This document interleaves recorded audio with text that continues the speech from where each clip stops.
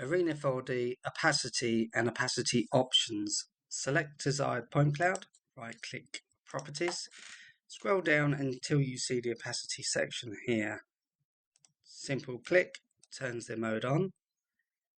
And as you can see here, we have entered opacity mode. Now this may not be the desired opacity mode that you require for your point clouds, and the options I'm going to change here may differ from your point cloud due to density, etc. But the range option here at the top is the range that from when we meet the first point, we will go back 3 meters from that point. So if I put that back to the default of 100, when we meet here, this point cloud is not 100 meters, so it will go back through all the points that are being displayed. The strength is the strength of the opacity, so if I lower this right down to 1, for example, yes, we're still in opacity, but you can clearly see the floor and the wall here at this other edge.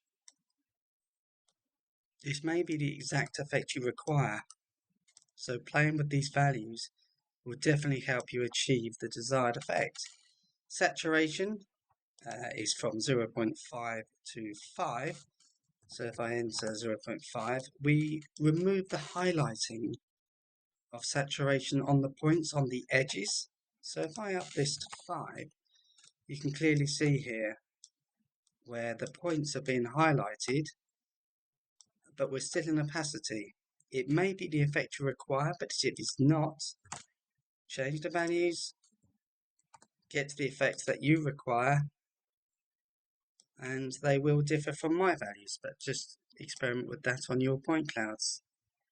As I move around, you can see there's a tiling effect, but we have an option to remove that when you produce screenshots or videos from your animations.